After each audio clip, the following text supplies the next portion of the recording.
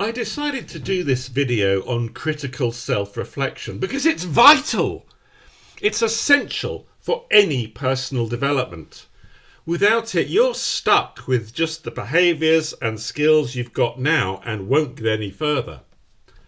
But critical self-reflection is rarely taught in colleges or on training courses. It's not discussed at workplaces. It's not part of general conversation. You may not have heard of it, and that's not your fault. As well as being crucial, it's one of those areas where you need to get the balance right, staying on the safe central path and avoiding the steep slopes on either side. So I hope you'll play this video to the end. It's not long, and then like, share, subscribe, and maybe show this at your work, at your next team meeting or training course perhaps. So what is critical self-reflection? It's being honest with yourself in order to understand your drives and blockages, and so plan your progress to a better future. You ask yourself why you do what you do and say what you say when you discover that people don't appreciate those things. You also explore things you avoid doing, which might help you if you did them. And then, here's the point, you decide what you are going to do differently from now on. Usually we discover that we're doing something which people don't like by getting some feedback, and I have another video on how to get good feedback. When we get a piece of feedback, for most people, the normal, natural thing is to rationalise, to try and justify our behaviour to ourselves and others. Well, he'd been winding me up for ages, and I think I've been really patient, but I just had enough. Okay, I shouldn't have hit him, but then he hit me back, and that just escalated things. Okay, using physical violence as an example rather overdoes it. But I have known people justify their outrageous behaviour, from holding back the careers of people who might outperform them, through tantrums and mockery, to disparaging other people behind their back. All sorts of unhelpful behaviours that just make the world a worse place than it need be. They make these hollow justifications to themselves and others to try to stick to the "I'm okay, it's other people who are the problem" position. Rather than practicing critical self-reflection, people who fall on this side of the centre have no inner critic. They stick with the comfy idea that anything they do is okay because they see themselves as good or clever or kind. I'm not the problem. I'm okay. I'm nice to animals and I wear kindness badges and stuff.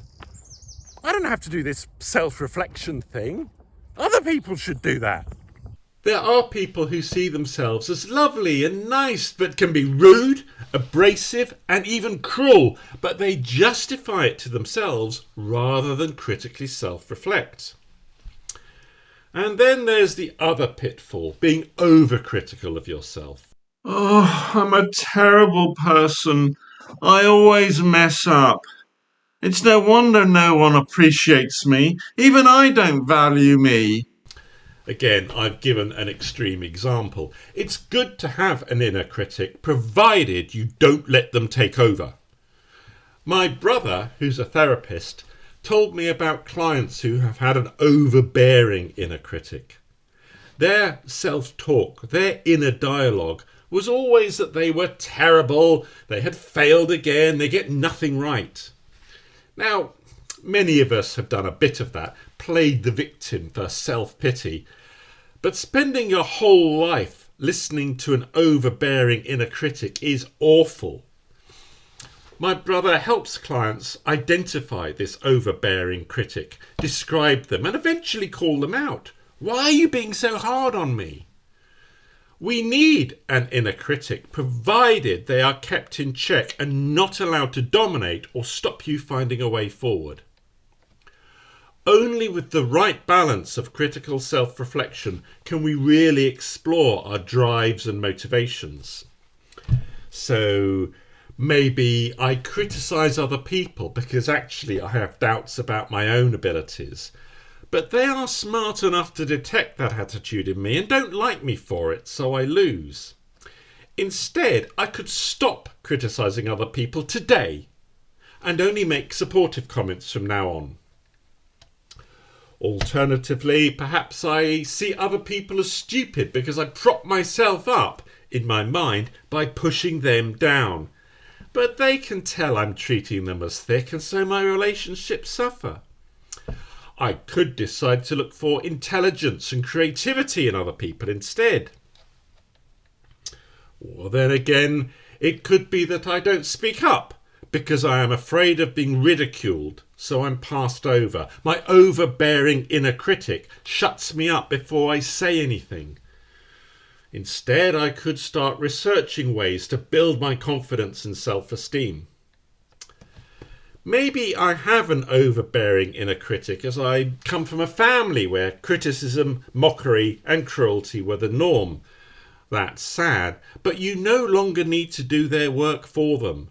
From now on, your inner critic is heard once, then told to sit down. Self-awareness is a never-ending journey. It's like exploring a building from the inside. You might look into a couple of rooms and think you've got an understanding, while there are whole corridors, floors and wings you don't even know about. I've known people claim to have self-awareness because they've explored a couple of rooms and think that's it. As River Cartwright says in the excellent TV show Slow Horses, a claim of self-awareness is, ironically, a sign of a lack of it. Critical self-reflection is a route to regularly building your self-awareness, but that's only worth doing if it helps you change things for the better. It's sometimes assumed that changing yourself is hard or even impossible. It needn't be. It can be instant, like deciding not to knock people anymore, but only to compliment them. Learning a new skill like polite assertiveness may take time, but there's loads of stuff online to help you. So critical self-reflection is the balance between justifying anything you do and beating yourself up over everything you do. It's not even a skill, it's just a habit we can all get used to doing now and again. It's exploring what drives you to do things people don't like and blocks you from doing things that would help. Most importantly, it means planning to change, which is always an option. We just have to choose it.